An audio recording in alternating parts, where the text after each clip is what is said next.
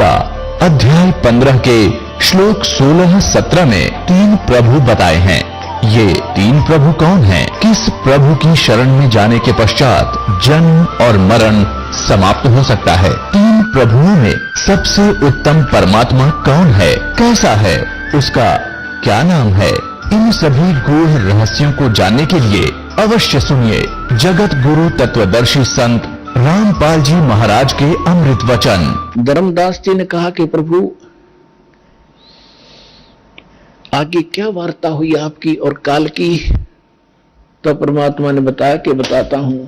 ये देखिएगा कबीर सागर संपूर्ण 11 भाग, खेमरा श्री कृष्ण दास प्रकाशन मुंबई से प्रकाशित है। कबीर सागर ज्ञान सागर प्रथम खंड, कबीरपंथी भारत प्रतीक स्वामी युगलानंद बिहारी द्वारा पुरस्कृत। ये इसलिए दिखाया जा रहा है आपको, कोई ना सोचा कोई डुप्लीकेट दिखा रहे होंगे। ये सारे प्रमाण दिए जाते हैं, आप देख सकते हैं। मुद्रक एवं प्रकाशक है खेमरा श्री कृष्ण दास, अध्यक्ष श्री वेंकटेश्वर प्रेस, खेमरा श्री कृष्ण दास मार्ग मुंबई। देखिएगा सवसम वेद बोध केंद्र आपको दिखाते हैं। ये देखिएगा, ये है सवसम वेद बोध बोध सागर का एक खंड है ये, और 121 पृष्ठ पे यहां देखना। सतयुग त्रेता द्वापर माही, तीनों युग युग थोड़े जाही। काल ने प्रार्थना की। चौथा युग जब कल युग आई, तब तब शरण जीव बहु जाई। ऐसा वचन हर मोय दीजे, तब संसार गवन तुम कीजे। अब परमात्मा क्या कहते हैं कि अरे काल पर पंथ पसारा, तीनों युग जीवन दुख डारा। विनती तोड़ लीन में मानी, मुंह को ठगे काल अभिमानी। चौथा युग जब कल युग आई, तब हम अपना अंश पठाई। काल फंद छूटे नर लोई, सकल सृष्टि परवानिक होई। परमात्मा कहते हैं चौथा युग जब कलयुग आएगा, तब हम अपना अंश भेजेंगे। काल फंद छूटे नर लोई, सकल सृष्टि परवानिक होई। घर घर देखो बोध विचारा, सतनाम सब ठोर उचारा। 5505 तब ये वचन मेरा होगा साचा। कलयुग बीत जाए जब एता, सब जीव परम पुरुष पद चेता। ओए होए, अब क्या कहते हैं परमात्मा कि चौथा युग जब कलयुग आई, तब हम अपना अंश पठाई। और काल फंद छूटे नर लोई, काल का जितना भी झंझट फंद है सब नर नारी उससे छूटेंगी, और सकल सृष्टि परवानिक होई। ओए होए, कहते पूरा विश्व मेरा नाम लेगा, मेरी ही भक्ति किया करेगा। और घर घर देखो बोध विचारा, बोध माने अध्यात्म ज्ञान का घर घर में चर्चा चलेगी। और सतनाम जिसका आज तक छींट भी नहीं लगी, ज्ञान भी नहीं था में, वो सतनाम सब ठोर उचारा। जन जन के मुंह पर होगा कि सतनाम से ही मोक्ष होगा। वो सतनाम कैसा होगा? सतनाम सतनाम नहीं, उसका यथार्थ ज्ञान होगा। 5505 तब ये वचन मेरा होगा सच्चा। कलयुग बीत जावे जब एता, सब जीव परम पुरुष पद चेता। ओए होए, सभी जीव परमात्मा के उस यथार्थ पद यानी उस स्थान के, गीता अध्याय नंबर 15 के श्लोक नंबर 4 में लिखा है कि तत्वदर्शी संत की प्राप्ति के उपरांत उसके पश्चात परमेश्वर के उस परम पद की खोज करनी चाहिए, जहां जाने के बाद साधक फिर लौटकर कभी संसार में नहीं आते। तो यहां कहा कि उस परम पद, परमात्मा के उस परम पद के सभी परिचित होंगे और पूरा विश्व नाम लेगा। फिर दिखाते हैं, आप देखिएगा ये सवसम वेद बोध चल रहा है। हम 171 पृष्ठ पर आगे 121 हमने पढ़ लिया। अब परमात्मा बताते आ रहे हैं कि कहते हैं दोहा 5 सहंस और 5500 जब कलयुग बीत जाए, महापुरुष फरमान तब जग तारण को आए। हिंदू तुर्क आदि सब जेते जीव जहान, सतनाम की साख गए ये पावे पद निर्वाण। परमात्मा कहते हैं कि जब कलयुग 5500 वर्ष बीत जाएगा, उस समय एक महापुरुष आवेगा और परमात्मा का यथार्थ फरमान सुनावेगा। और सभी जितने भी हिंदू तुर्क जितने भी जीव हैं संसार में, और सतनाम की साख ले, गह वो पाव पद निर्वाण। जो सतनाम ग्रहण कर लेगा वो सभी जीव उस मोक्ष को प्राप्त करेंगे, जहां जाने के बाद साधक फिर लौटकर कभी संसार में नहीं आते। देखो फिर कहते हैं सतनाम की साख गह सब पावे पद निर्वाण। यथा शरीतगण आप ही और मिले सिंधु में धाये, सत सुकृत के मद तिमी वो सब ही पंथ समावे। अब परमात्मा कहते हैं कि जैसे ये भिन्न भिन्न मार्ग बन गए, पंथ बन गए, हिंदू धर्म, मुस्लिम, सिख, ईसाई अलग अलग बट गए, तो उस सच्चे ज्ञान को सुन और समझ कर ये पुनः वापस एक होंगे। जैसे समुद्र के अंदर बगैर निर्बाध ना डटे नहीं डटती दरियाएं, अपने आप जाकर शीघ्रता से तीव्रता के साथ उसमें समा जाती हैं।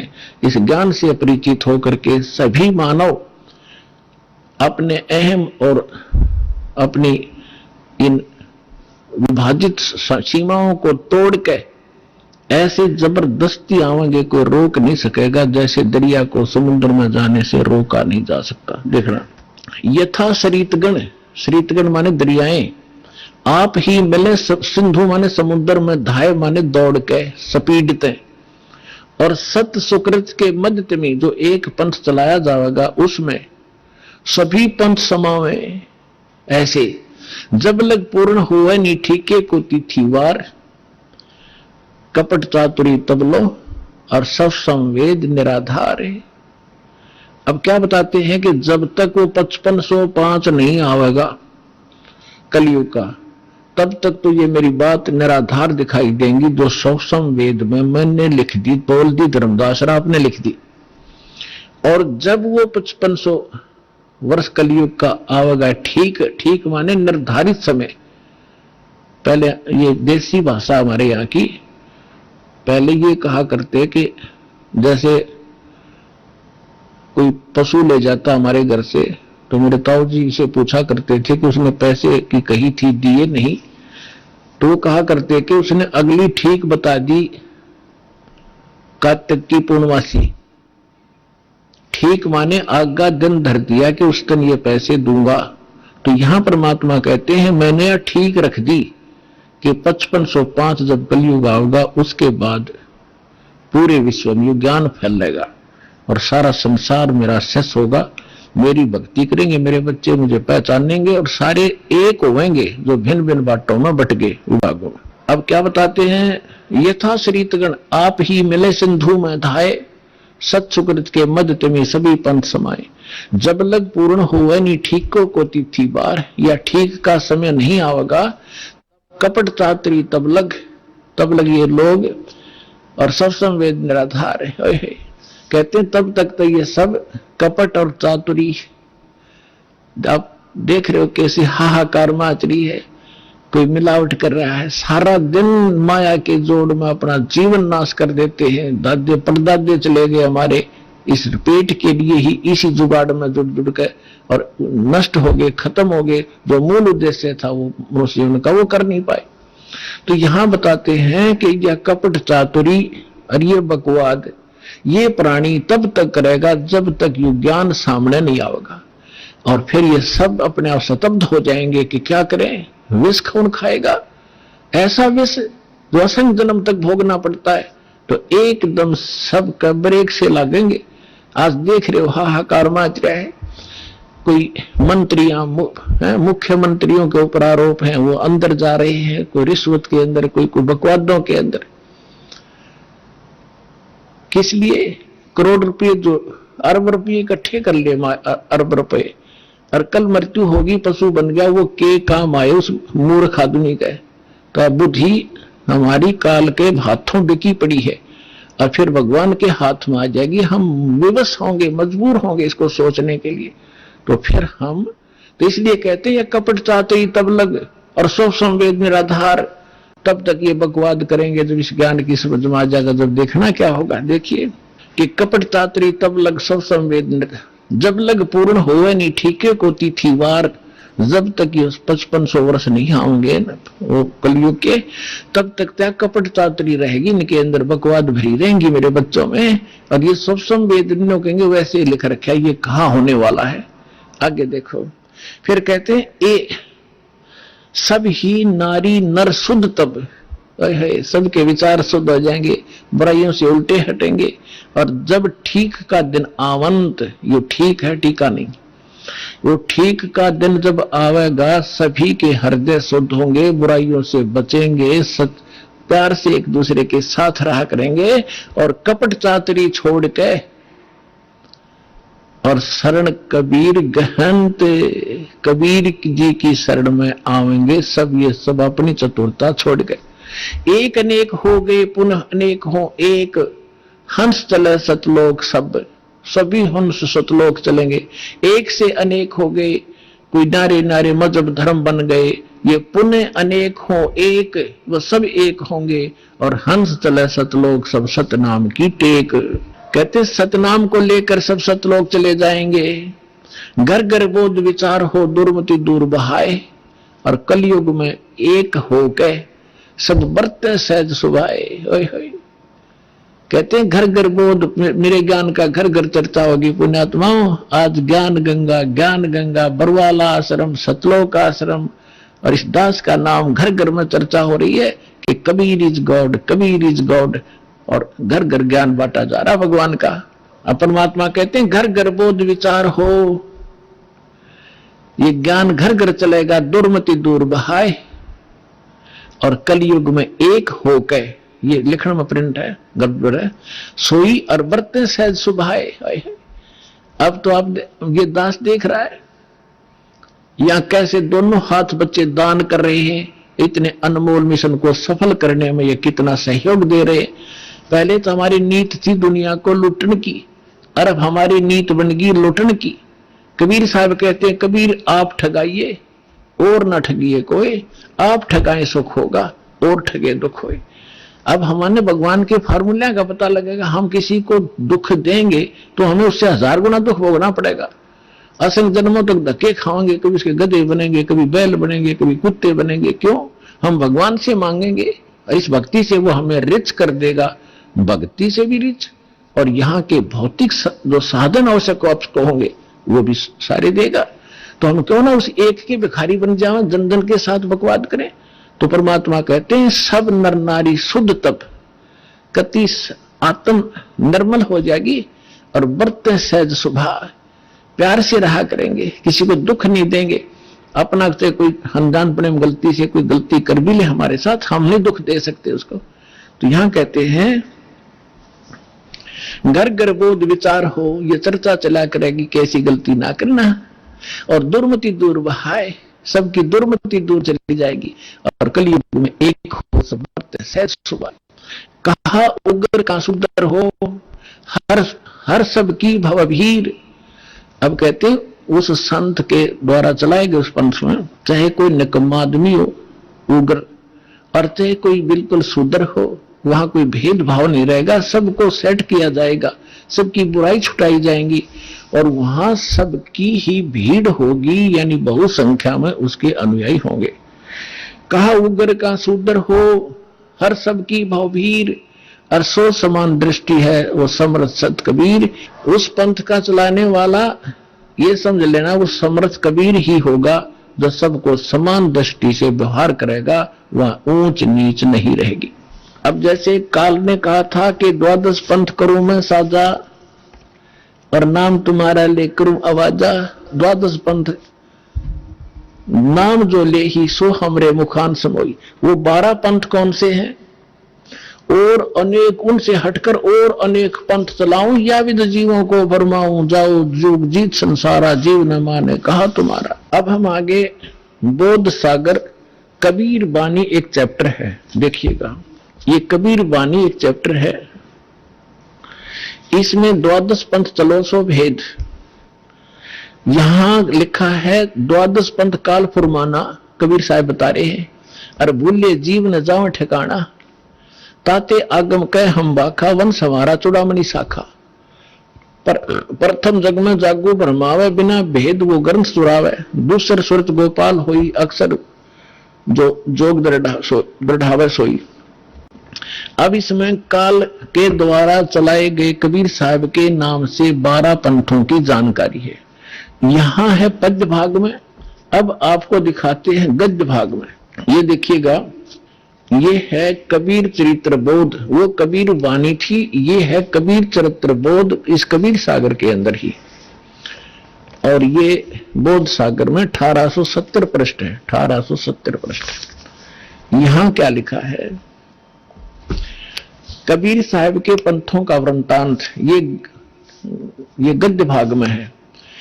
नंबर 1 है नारायण दास का पंथ। अब इन्होंने यहां गलती की है, लिखना था चूड़ामणि जी का पंथ, क्योंकि नारायण दास ने तो कबीर साहब के ज्ञान को स्वीकारा ही नहीं था। वो कबीर पंथ कैसे हो गया? अंडरस्टूड है, जो कबीर पंथ से जुड़े हैं पुण्यात्मा वो अच्छी तरह जब समझ लेंगे इस बात को। ये विशेष कर उनके लिए और आपके लिए भी साथ में। अब कहते हैं प्रथम नारायण दास ने, ये चूड़ामणि है, और दूसरा जागूदास जी का पंथ, और तीसरा सूरज गोपाल, चौथा मूल निरंजन, टकसाली पंथ पांचवा, छठा भगवान दास का पंथ, सतनामी पंथ, कमाली पंथ, ये कमाली नहीं है कमाल का पंथ है, राम कबीर पंथ, प्रेम धाम की वाणी पंथ, 11वां जीवा पंथ और 12वां गरीबदास पंथ।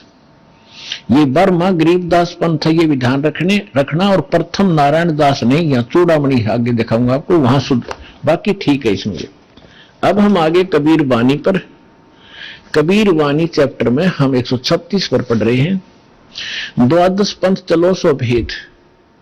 ये द्वादश पंथ काल फुरमाना, इन 12 पंथों में काल का ही फुरमान यानी मंत्र जाप होगा, उसका बोलबाला होगा। और भूल्य जीव न जावा ठिकाना, ताते आगम कह हम राखा, वंश हमारा चूड़ामणि शाखा।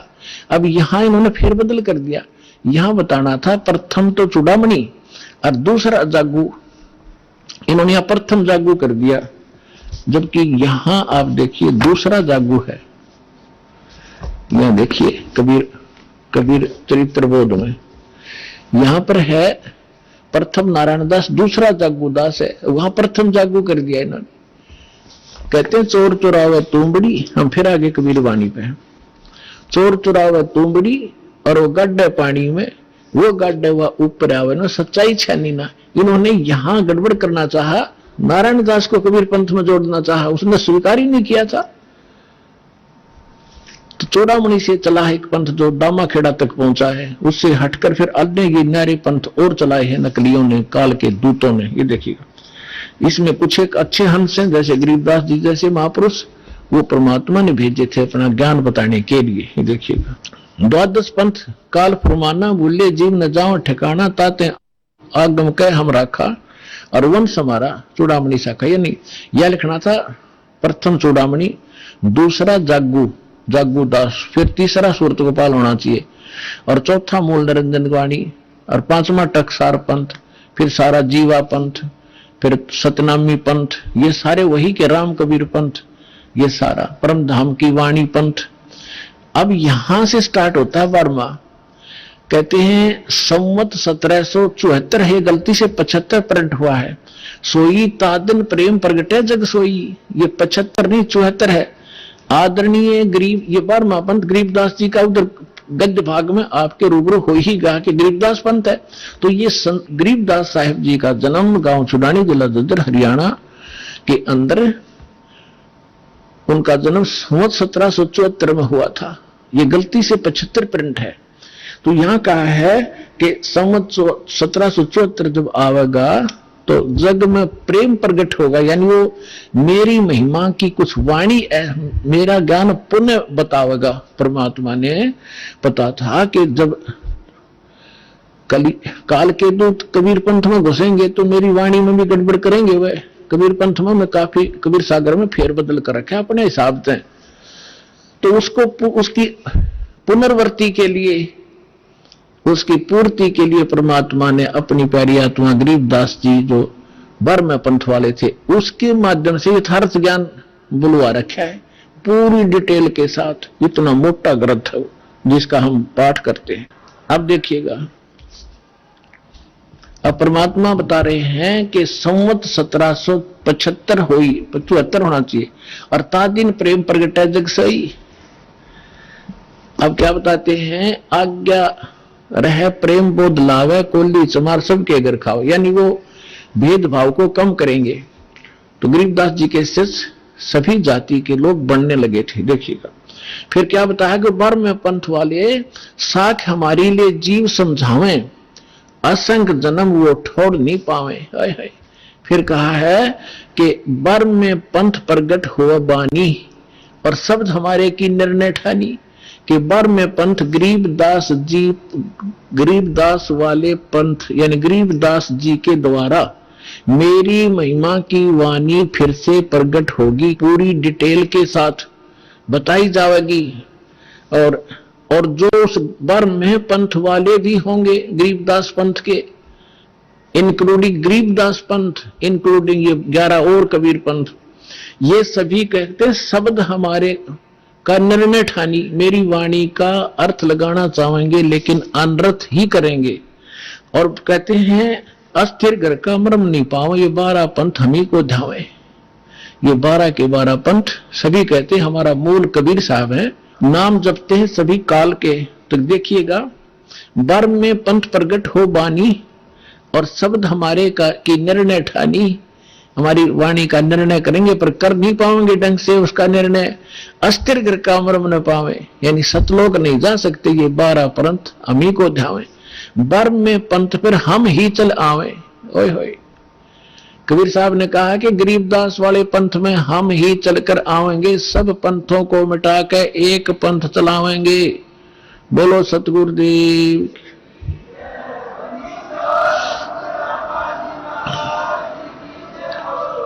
अपने आत्माओं परमात्मा ना है तो दास भेज दिया, अपनी सारी ज्यों की तो पावर देकर।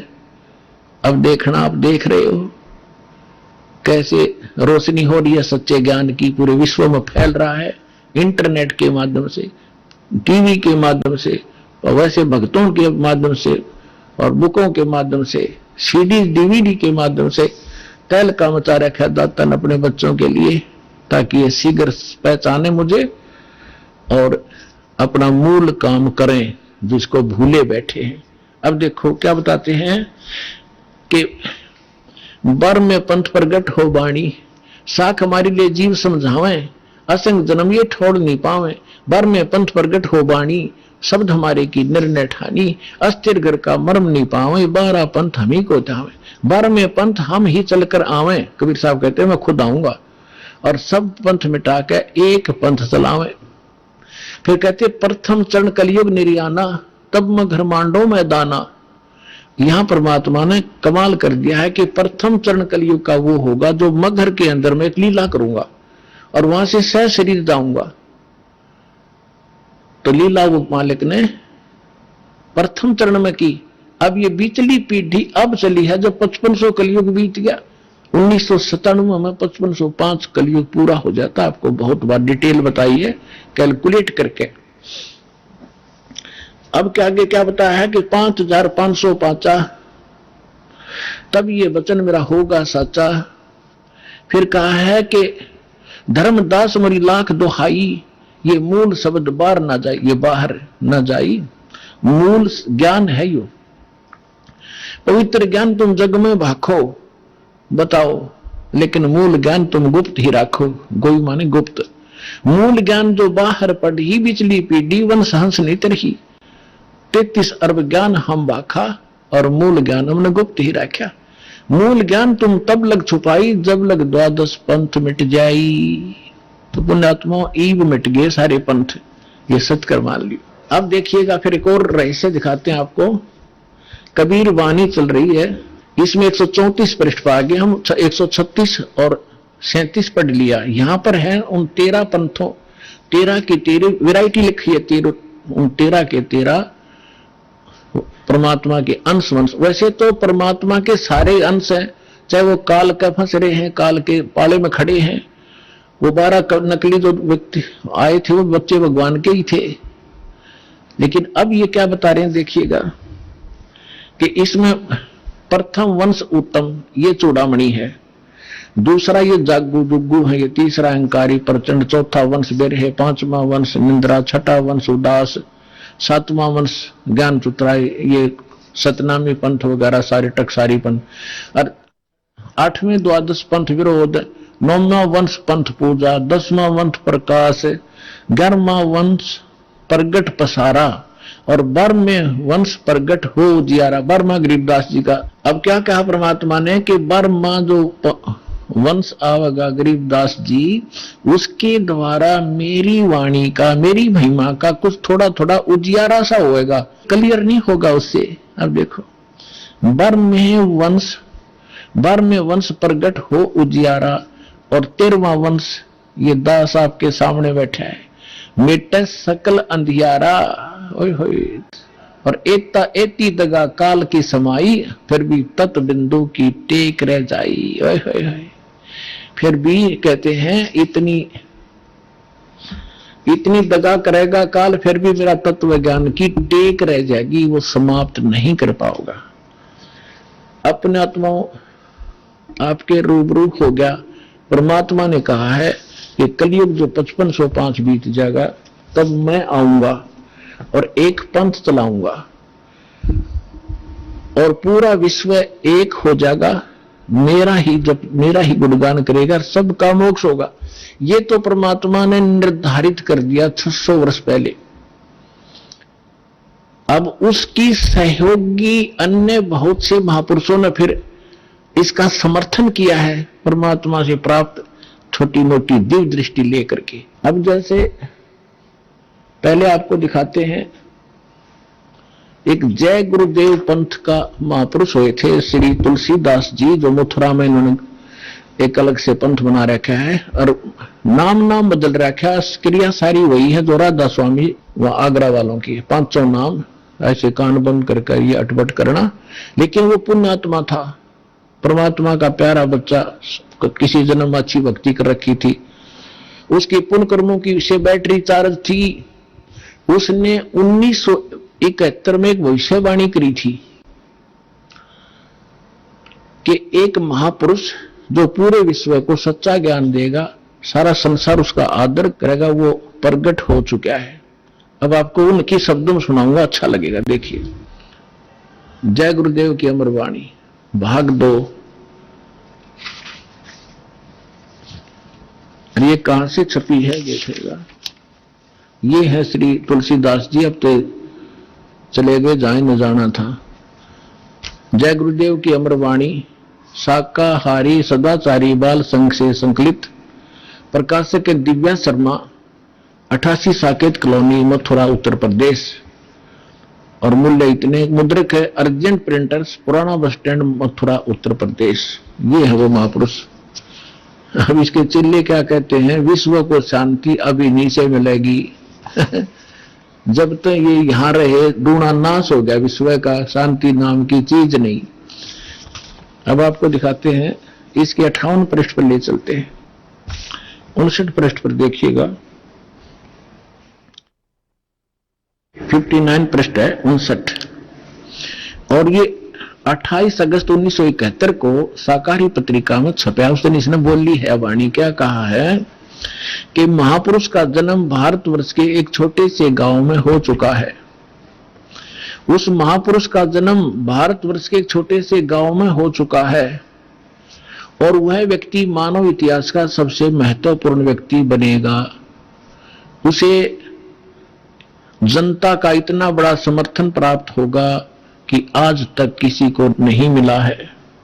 वह महापुरुष नए सिरे से विधान को बनाएगा और वह विश्व के संपूर्ण देशों पर लागू होगा। उसका एक झंडा होगा, उसकी एक भाषा होगी। 28 अगस्त 1971 को इस तुलसीदास जय गुरुदेव वाले पंथ के प्रवर्तक ने ये भविष्यवाणी तो आगे की, उसने बता दी कि इसमें भविष्यवाणी भी है कैसा होगा, और यथार्थ वर्तमान वाणी बता दी, उसका जन्म हो चुका है 1971 में 28 अगस्त को। फिर लोगों ने पूछा कि भगवान ये तो बताओ वो कहां है, आप इतना जानते हो तो ये भी बता दो वो कहां है, कौन से गांव में है, छोटे से गांव में, ताकि हम उसको खोज लें। तो इसने फिर क्या बताया,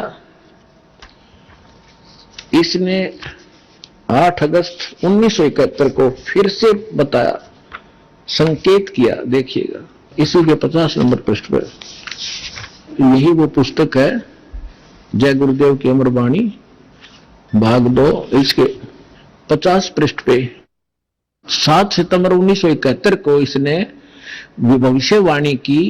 और उसमें क्या बताया कि वह अवतार जो 28 अगस्त को इसने बताया था 73 में, वह अवतार जिसकी लोग प्रतीक्षा कर रहे हैं 20 वर्ष का हो चुका है।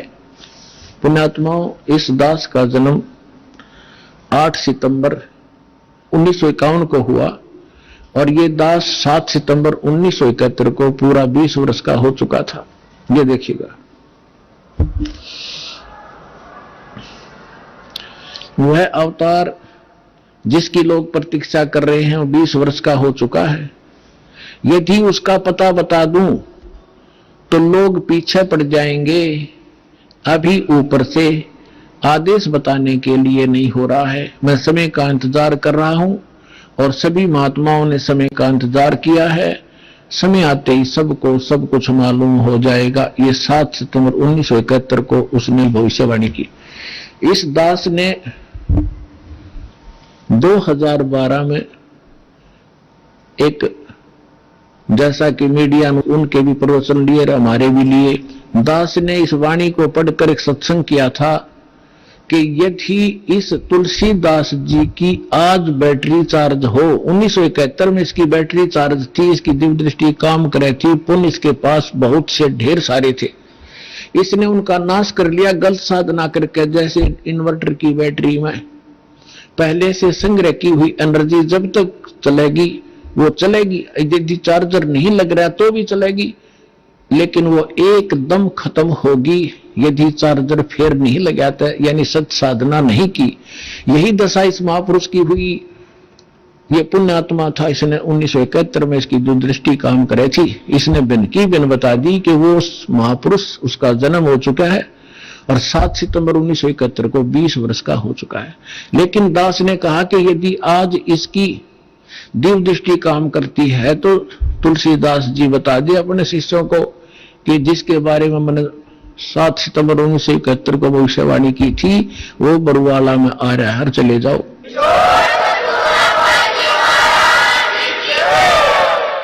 लेकिन ऐसा ना करके बल्कि विरोध किया उसके अनुयायियों ने, तो परमात्मा ने उसको इसीलिए जीवित रखा था। 108 वर्ष का हो गया था कि शायद वो अपने ऊपर से भार तार दे और मेरा काम हल्का हो जाए, भगवान ने सोचा था। लेकिन अहंकार भर गया उस प्राणी में, लाखों करोड़ों शेष हो गए। हरीब क्या करेंगे वो करोड़ कहां जाएंगे, आप पता नहीं कौन सी योनि भोग रहा होगा। तो दास ने कहा था कि अगर इसके अंदर आज वो दिव्य दृष्टि है तो बता दे, नहीं तो ये फ्यूज हो चुका है। जब उसने नहीं बताया तो 6 महीने के अंदर उसकी टिकट कट गई, चला गया। और एक नास्त्रे दमस नाम के महापुरुष हुए हैं, उन्होंने भी कंप्लीट दास के ऊपर, आपने उसको पढ़ा भी होगा, ज्ञान गंगा के अंदर भी वो आपके लिए भक्तों ने बनाकर भेज रखा है, आपने पढ़ा होगा, नहीं तो पढ़ लेना। उन्होंने टू दी पॉइंट बता रखा है सारा का सारा। और आज कल एक भक्त ने किसी पत्रिका में छपी हुई एक किसी भविष्य वक्ता को बहन हुई है, उसकी एक वाणी यहां देकर गया, क्योंकि आज तो भगत हमारे पारखू हो गए, विद्वान हो गए, तो न समझ जाते हैं कि ये वाणी किसके लिए बोली जा रही है। तो यहां देकर गए, उसको कल हमने देखा और आज आपके रूबरू कर रहे हैं, जिसके अंदर कमाल कर रखा है। यह पत्रिका जो दास आपको दिखा रहा है, ये केवल 2 पेज देकर गया कोई भक्त, यहां किसी भक्त को इसमें पत्रिका का नाम नहीं है, लेकिन इसमें वाणी जो लिखी है कमाल की है, देखिएगा, यथार्थ है। इसको फिर भक्तों ने इस YouTube पर भी खोजा है, जो का तो पाया है, देखिएगा। अब आपको पढ़कर सुनाएंगे। एक फ्लोरेंस नाम की भविष्य वक्ता हुई है अमेरिका में, और उसने इस दास के बारे में, एक महापुरुष के बारे में, ये तो आप कहने की जरूरत नहीं, बार बार कहना अच्छा भी ना लगता, आपको पता लग जाएगा सब सारे लक्षणों को जब आपके रूबरू किया जाएगा। इसने कहा कि ये देखिएगा, विश्व प्रसिद्ध भविष्य वक्ता फ्लोरेंस ने भविष्यवाणी की है कि तीसरा विश्व युद्ध नहीं होगा, वह भारत के प्रयासों से टल जाएगा। एक दिव्य महापुरुष की विचारधारा से भारत में एक आध्यात्मिक लोग सत्ता में आएंगे। उस महापुरुष के अनुयायी उनकी इस नई विचारधारा को विश्व में फैलाएंगे। भारत ही नहीं, पूरे विश्व के लोग उस विचारधारा से प्रभावित होंगे। भविष्य वक्ता फ्लोरेंस की महत्वपूर्ण वाणियां।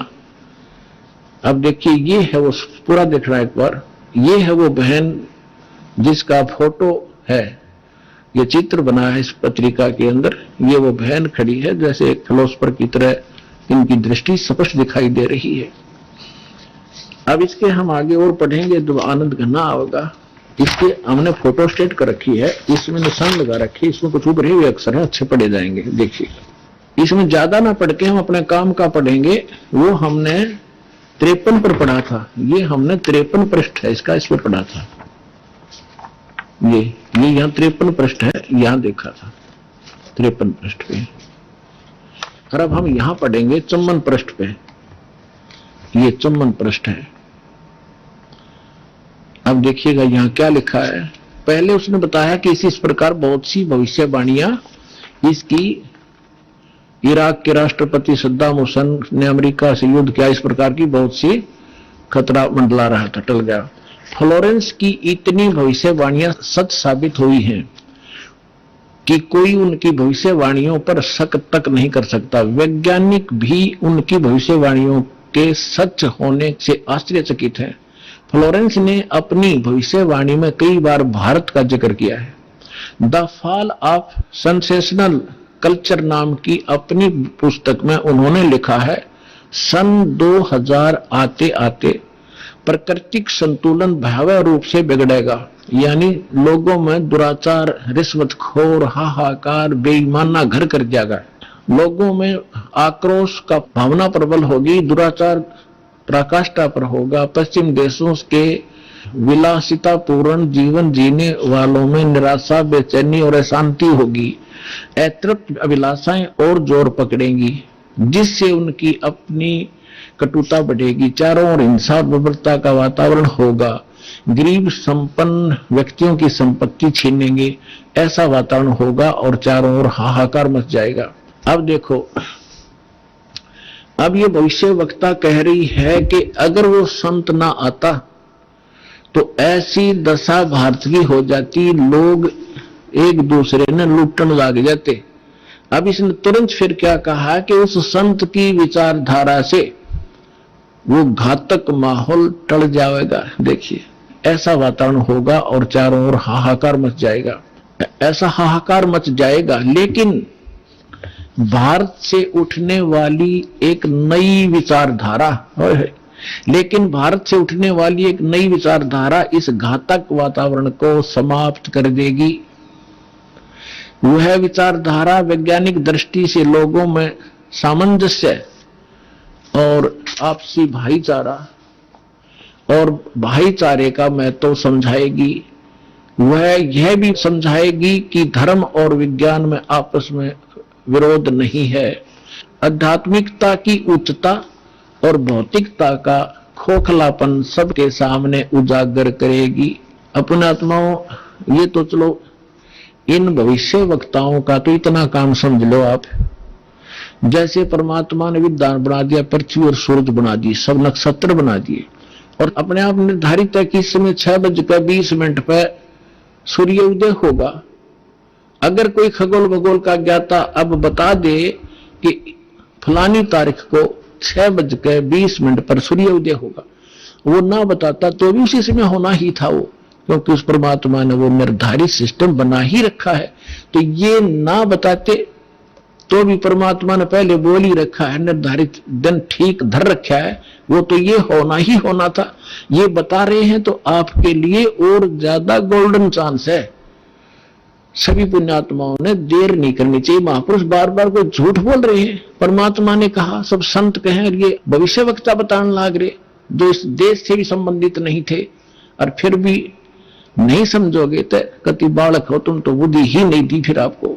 देखिएगा अब क्या, जैसे दास बहुत बार आपको समझाता है, हर एक प्रवचन में परमात्मा ने जो पहले बोला था वही दास आज बता रहा है। और अभी भी बहुत से मेरे अधिकतर जितने भी प्रवचन होते हैं इसी आधार पर होते हैं कि आप क्या कर रहे हो। आप यहां अरबपति बन गए, खरबपति बन गए, दुनिया ने लूट लूट के, और वो सारा छोड़कर चले गए। सर्व सोने की लंका थी वह रावण से रणधीरम, एक पलक में राज विराजी जम के पड़े जंजीरम। चक्रवर्ती राजा था, सारी पृथ्वी पर शासन करे, थारा चूहा बनकर एक बिल खोद कर रह रहा है। खा कहिए कहते राम रटक निर्धन भला, टूटी घर की छान, वह सुंदर महल किस काम के, जा भक्ति नहीं भगवान। तो यहां ये बताना चाह रहे हैं, ये माई बहन ने बताया है कि वो संत की विचारधारा से आध्यात्मिकता की उच्चता और इस भौतिकवाद का खोखलापन उजागर होगा। ये हो रहा है आपके सामने, और सबकी आत्मा मान रही इस बात को, सचमुच ऐसा है। देखिए ये कह रहे हैं कि आध्यात्मिकता की उच्चता और भौतिकता का खोखलापन सबके सामने उजागर करेगी। मध्य वर्ग उस विचारधारा से बहुत प्रभावित होगा। आप जितने यहाँ आ रहे हो बिल्कुल मीडियम वर्ग के बच्चे हो सारे, बिल्कुल। और देखो कैसे आप उबड़ उबड़ कर आ रहे हो, कैसे मान रहे हो दास ने जो बोल दिया फाइनल है, ना किसी को लेना है ना देना है। वहां एक सिंपल वे से करना है, हम वहां के ऊपर इतना खर्चा कर देते हैं, फिर आगे सूचक बात पता नहीं कितने कुबाड़ हमने सर पर रख लिए। जब ब्रह्मा विष्णु महेश का ब्याह किया था दुर्गा ने, ना कोई बाती था ना बराती था, ना कोई जलेबी तारे था, ना कोई डीजे बजानिया था। उठाकर कह दिया ले भाई ब्रह्मा या तेरी पत्नी सावित्री अपना घर बसा बेटा। लक्ष्मी दे दी विष्णु को, ले बेटा या तेरी पत्नी जाओ अपना घर बसाओ। और शंकर जी को पार्वती दे दी, जाओ भाई हो गया ब्याह। अरे बाकी बकवाद तो बेमतलब की है जो हम किया करते थे, अपने सिर पर बोझ धर लिया सारा जीवन इन बकवादों के लिए, जोड़े जाते लूटे जाते यही फूक जाते। अब देखिएगा खोखलापन उजागर कर देगी। मध्य वर्ग उस विचारधारा से बहुत प्रभावित होगा। यह वर्ग समाज के सभी वर्गों को अच्छे समाज के निर्माण के लिए उत्प्रेरित करेगा। यह विचारधारा पूरे विश्व में चमत्कारी परिवर्तन लाएगी। मुझे अपनी छठी अतीन्द्रिय शक्ति से ये एहसास हो रहा है कि इस विचारधारा को जन्म देने वाला एक महान संत भारत में जन्म ले चुका है।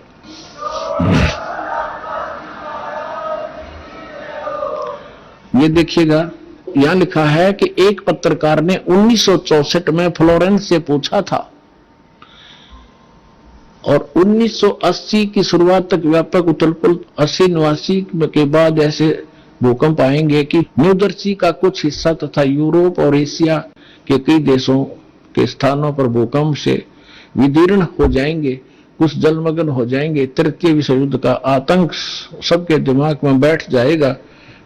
वे इस युद्ध की तैयारी कर लेंगे, लेकिन भारतीय राजनेता नहीं संत की तरफ से शिकार है, तीसरे युद्ध से वो समाप्त कर दे। तो 1964 तक यह जीवा थी। 1964 में तो ये युवा थी जो बता रही थी, 10, 20, 30 वर्ष और भी 94-95 तक यह जीवा थी। तो इसने उस समय बता दिया था, 1964 में भी इसने बता दिया था कि उसका जन्म हो चुका है। और उसको दृष्टि आगे की जो वर्तमान का जो दास की स्थिति थी अब की है वो भी दिखाई दी थी। देखिएगा मुझे अपनी छठी अंतीन्द्रिय यानी अंदर के आभास से शक्ति से ये एहसास हो रहा है कि इस विचारधारा को जन्म देने वाला वो महान संत भारत में जन्म ले चुका है।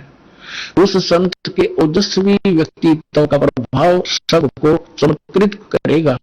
उसकी विचारधारा अध्यात्म के कम होते जा रहे प्रभाव को फिर से नई स्फूर्ति देगी, चारों ओर आध्यात्मिक वातावरण होगा। ओए होए, दास बार बार कहता रहा है कि यदि परमात्मा इस दास के माध्यम से फिर से अपनी यथार्थ भक्ति नहीं प्रारंभ करते तो आने वाले 50 वर्ष के बाद हिंदुस्तान में कोई राम कन्हैया नहीं पाओ, ऐसी हाहाकार मच जाती है। तो इसमें यही कहा है कि वो फिर गिरते हुए अध्यात्म सत्र को फिर से उभारेगा, इसका ये भावार्थ है। उस संत के ओजस्वी व्यक्तित्व का प्रभाव सबको चमत्कृत करेगा, उसकी विचारधारा अध्यात्म के कम होते जा रहे प्रभाव को फिर से नई स्फूर्ति देगा, चारों ओर आध्यात्मिक वातावरण होगा। संत की विचारधारा से प्रभावित लोग विश्व के कल्याण के लिए पश्चिम की ओर चलेंगे, धीरे धीरे एशिया, यूरोप, अमेरिका पर पूरी तरह छा जाएंगे। उस संत की विचारधारा से पूरा विश्व प्रभावित होगा, उनके चरण चिन्हों पर चलेगा। पश्चिमी देश के लोग उन्हें ईसा, पश्चिमी देश के लोग अमेरिका, इंग्लैंड आदि उन्हें ईसा, मुसलमान उन्हें एक सच्चा रहनुमा और एशिया के लोग उन्हें भगवान का अवतार मानेंगे। उस महासंत की विचारधारा से बौद्धिक क्रांति आएगी, बौद्धिक माने अच्छी बुद्धिमान लोग उसके साथ होंगे। देखो, बुद्धिजीवियों की मान्यताएं बदलेंगी। जो ये अंग्रेज पाके बैठे बड़े बड़े अफसर कहते नवी सोचने पर विवश होना पड़ेगा कि तुम कर क्या रहे हो, करना क्या चाहिए था। बुद्धिजीवियों की मान्यताएं बदलेंगी, उनमें ईश्वर के प्रति श्रद्धा और विश्वास की कोपलें फूटेंगी। फ्लोरेंस के अनुसार वह संत भारत में जन्म ले चुके हैं। वह इस संत से काफी प्रभावित थी।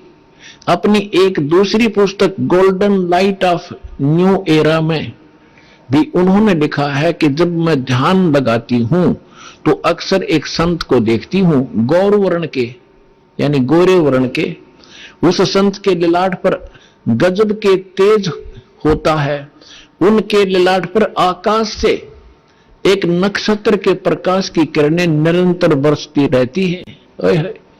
अपना आत्माओं, आप देखिएगा ये इस तरह आती है, ये जैसे परमात्मा बैठे हैं सतलोक में, वहां से इस दास के ऊपर ये ऐसी अपनी किरण बरसा रहे हैं। यहां से आकाश से आ रही है और दास के ऊपर परमात्मा की शक्ति निरंतर चल रही है। उसी से आगे आपको कनेक्शन दिया जा रहा है। अब उसी को ये बहन बता रही है फ्लोरेंस, अपनी दिव्य दृष्टि से देख करके उसके ऊपर माथे पर यानी उसके सिर पर ऊपर से आकाश से नक्षत्रों से एक लाइट निरंतर आ रही है जो उसके माथे पर बरस रही है और वही शक्ति आगे आप में जा रही है। देखिएगा, जब मैं ध्यान लगाती हूं तो अक्सर उस एक संत को देखती हूं गौर वर्ण के। अब देखो यहां थोड़ा सा लिखना भूल गया, फिर इन भक्तों ने अपना ने एक बुक इसने बताई है, देखिएगा एक दूसरी पुस्तक golden light of new era, ये एक बुक है। इस बुक के आधार से भक्तों ने एक वेबसाइट से निकाला है, वेबसाइट से इसकी इंग्लिश में है उसकी वाणी, वो इस प्रकार देखिएगा, यही है, I can clearly visually A golden era divine. वो कहती है मैं देखती रहती हूं, यहां देखना, यहां पर है जो हिंदी उसने किया वो यहां से है। When I enter great flights of meditation I visualise, मैं देखती हूं, ये क्या कहती है बहन कि जब मैं ध्यान की गहन ऊंचाइयों को छूती हूं, यानी जब मैं ऊपर उड़ती हूं ध्यान से, तो मैं क्या देखती हूं, देखिएगा, when I enter great flights of meditation I visualise such a great संत हु इज फेयर स्किन्ड, यानी फेयर स्किन्ड माने साफ वर्ण का, गौर वर्ण का, विद व्हाइट हेयर, उसके बाल सफेद हैं, white hair, and without a beard and moustaches, वो बिना दाढ़ी मूंछ का है।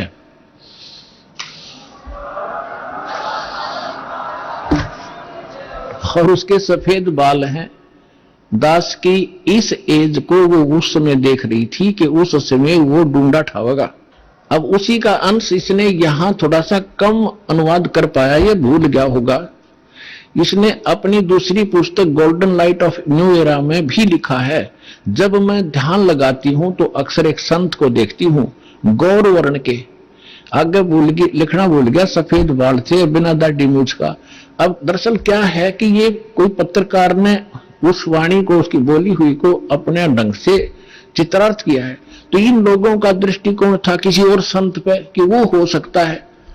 इसमें लिख रखा है कि वो श्री राम शर्मा होगा। इस अंग्रेजी वाले ने आगे चल के दो, जैसे गीता मूल तो सही है, मूल पाठ गीता का, अनुवादकर्ताओं ने अपने हिसाब से श्री कृष्ण का ऊपर बना रखी थी, श्री कृष्ण बोल रहा है गीता। तो ये लोग ऐसे यहां ये जान के छोड़ गया कि वो सफेद बाल होंगे और बिना दाढ़ी मूछ वाला होगा। आइए अब हम उन श्रद्धालुओं के अनुभव जानते हैं जो जगत गुरु तत्वदर्शी संत रामपाल जी महाराज जी से दीक्षा प्राप्त कर चुके हैं तथा उनके द्वारा बताए गए भक्ति मार्ग पर चल रहे हैं। नमस्कार सर। नमस्कार सर जी। सर क्या नाम है आपका? महेंद्र बेसरा। सर कहाँ से हैं आप? हम उड़ीसा से बरगढ़ डिस्ट्रिक्ट के। सर संत रामपाल जी महाराज से नाम दीक्षा आपने कब ली? मैं 25 तारीख 5 मार्च 2020 को लिए हैं। संत रामपाल जी महाराज से नाम दीक्षा लेने से पहले आप क्या भक्ति साधनाएं करते थे? साधना करते थे घर में, जैसे राम, ये विष्णु, ये ब्रह्मा, शिव जी, कृष्ण भगवान, शनि भगवान को, ये सब लोग को मैं भगवान मानते थे पहले, और उन्हीं की पूजा मैं हर दिन करते थे, उन्हीं के हिसाब से मैं चलते थे। तो जब धीरे धीरे मेरा बहुत बचपन से, मैं 16-17 साल से पहले निकल गया था गाड़ी का ड्राइवर करने के लिए। अब पहले धीरे धीरे करके मैं जब ड्राइवर बन गया, मैं नशा करना बहुत चालू किया। जब नशा करना चालू किया, मैं 94-95 में निकल गया था। तो मैं हिसाब किया, आज से 12-13 साल पहले मैं एक बार हिसाब किया था, तो 1,74,420 रुपया मेरा सिगरेट का खर्चा हुआ था। मैं 1 महीना मैं बंद कर दिया था, सिगरेट पीने का छोड़ दिया था। तो धीरे धीरे 1 महीना छोड़ने के बाद फिर मैंने पीने लग गया, जबरदस्त पिया। तो धीरे धीरे क्या हुआ, मैं एक घर, मेरा को इंदिरा आवास घर मिला, छोटा सा घर मिला। जब मैं घर बनाने लगा तो लेबर लोग भाग गया एक दिन, तो मैं खुद में काम किया उसमें। जब मैं मेहनत किया, काम किया, मैं काम कर नहीं पाया, तो इसमें क्या हुआ, मेरे को धूप लग गया। जब धूप लगा 20 दिन मेरे को होश नहीं आया। जब होश नहीं आया तो मेरे को डॉक्टर इंजेक्शन, 10 इंजेक्शन और 10 लाइन दिन भर देता था। 10 लाइन और 10 इंजेक्शन, सिरप देता था, एक सिरप। तो सिरप खाने के बाद क्या बोलते थे कि किडनी का थोड़ा मैला कार्बन हो जाता बोलते थे। तो मैं जब गया, जब मैं उसको देखा, चेकअप किया, तो डॉक्टर बोला कि तेरा किडनी खराब है। मैं बोला इधर उधर नहीं देखूंगा, मैं पूरा सीधा गया, मैं भुवनेश्वर गया। चित्तरंजन करा बोल के अपना उड़ीसा में फेमस एक डॉक्टर है किडनी का, दोनों किडनी मेरा खराब था वहाँ। तो मैं धीरे धीरे देखा, वहाँ पैसा मेरा 20,000 लगा उसमें। तो मैं पैसा के लिए मैं वहाँ रोने लगा। जब जैसे मेडिसिन वो सब देख लिया, सब कुछ किया, और दवाई के लिए मेरे को जब भेजा, मैं जब गया तो उसमें देखा तो पैसा बहुत, बोला इतना पैसा मेरा पास नहीं। तो भाई को फ़ोन किया तो बोला मैं किस हिसाब से मैं पैसा भेजूंगा आपके पास। मैं उस टाइम बहुत रोआ। तो मैं बोला, फिर रोआ, वहाँ चुपचाप बैठा। जितना पैसा था, मैं 15,000 की कितना था, मैं पैसा पूरा ये करके मैं मेडिसिन लाया और घर में रखा। मैं जब घर आया, 2-3 बार मैं गया वहाँ भुवनेश्वर, तो मेरा बहुत पैसा लग गया। तो एक छोटा सा जियो फोन है मेरा पास। इस जियो फोन में मेरा सत्संग में चालू करता था, देखता था दूसरे का। तो एक दिन क्या हुआ, सतरामपाल जी चैनल में आ गया, इसमें टीवी यूट्यूब में, और सतरामपाल जी निकल गए और उनकी चैनल में सुनने लगा। जब देखा चैनल तो मेरा बेहोश हो गया, मैं रोने लग गया कि मैं जब भी पूजा करता था ब्रह्मा जी का, कि विष्णु का, कि शिव जी का, मैं एक परमात्मा का नाम लेता था। जब भी मैं याद करता था, परमात्मा का नाम आता था। तो परमात्मा उस दिन मेरे को मिला जिस दिन मैं, मेरा जियो फोन छूटा। मैं सतरामपाल जी महाराज आ गए, और मैं जब थोड़ा सा 2-3 मिनट का सत्संग सुना, वो अब हो गया मेरा। तो मैं रोने लग गया। तो मैं रोने लगा, मैं गया, मेरा पत्नी को बोला, मैं आज सत्संग देखा हूँ सतरामपाल जी महाराज बोल के, और सत्संग इतना मजबूत है और इतना मैं ज्ञान कभी भी मैं नहीं सुना। उसको फिर चालू करने लगा, तो फिर आ गया। तो जब धीरे धीरे करके सुना, तो मैं सोचा, उसको दिखाया, मेरा वो पत्नी को भी खाना खा रहा था, उसको दिखाया तो बोला बहुत अच्छा लगता है। तो मैं बोला ठीक है, मैं जाऊंगा, मैं हरियाणा जाऊंगा। मैं सोच लिया उस दिन से मैं पूरा ये कर दिया कि मैं हरियाणा जाऊंगा बोल के। जब हरियाणा जाऊंगा बोल के जब सोचा, मैं फोन किया तो बोला आपको क्या नाम दान दीक्षा लेना है? मैं बोला हाँ लूंगा, और बहुत जल्दी से जल्दी मैं लूंगा। तो आपको एक किताब पढ़ना चाहिए, किताब पढ़ो, उसका ज्ञान को आप देखो, सोचो, पूरा ये करो, उसका बाद आप दीक्षा लो। तो आप उड़ीसा के कहाँ के रहने वाले हो? मैं बोला बरगढ़ की।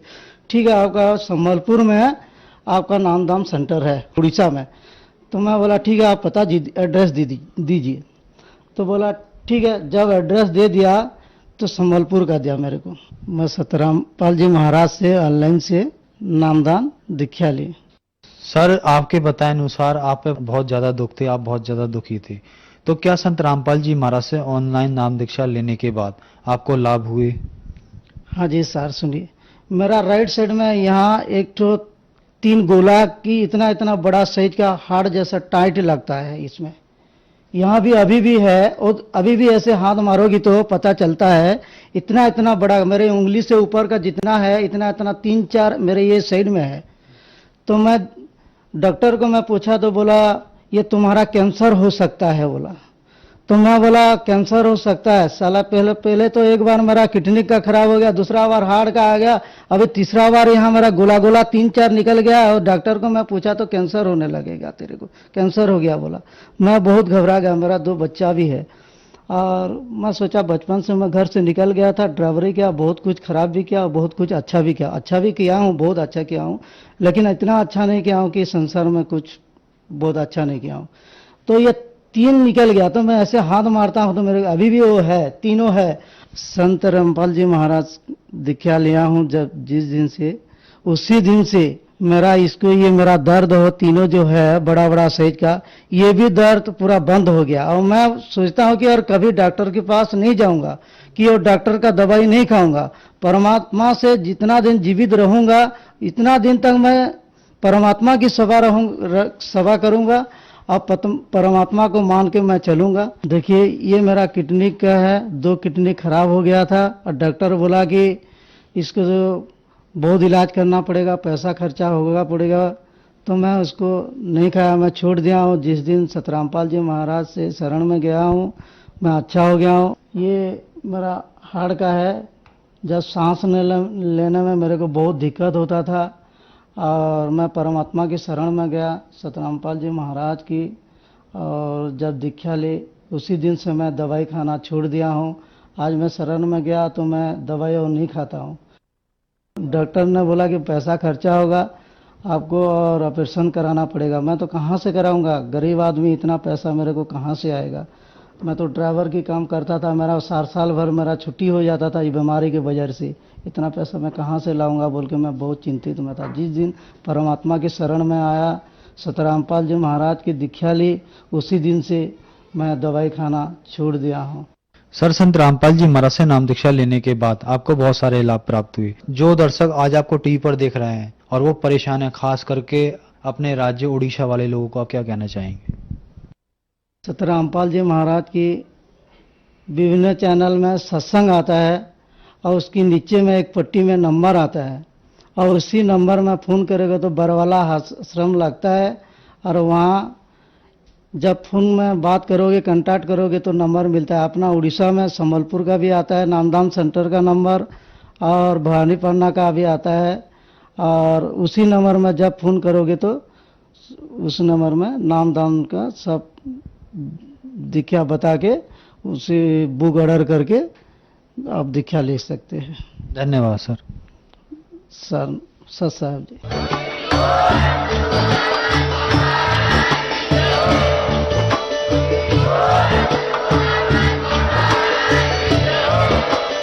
आप सुन रहे थे जगत गुरु तत्वदर्शी संत रामपाल जी महाराज जी के मंगल प्रवचन। अधिक जानकारी के लिए विजिट कीजिए हमारी वेबसाइट www.jagatgururampalji.org। संत रामपाल जी महाराज जी के शुभ आशीर्वाद से पूरे विश्व भर में 500 से भी ज्यादा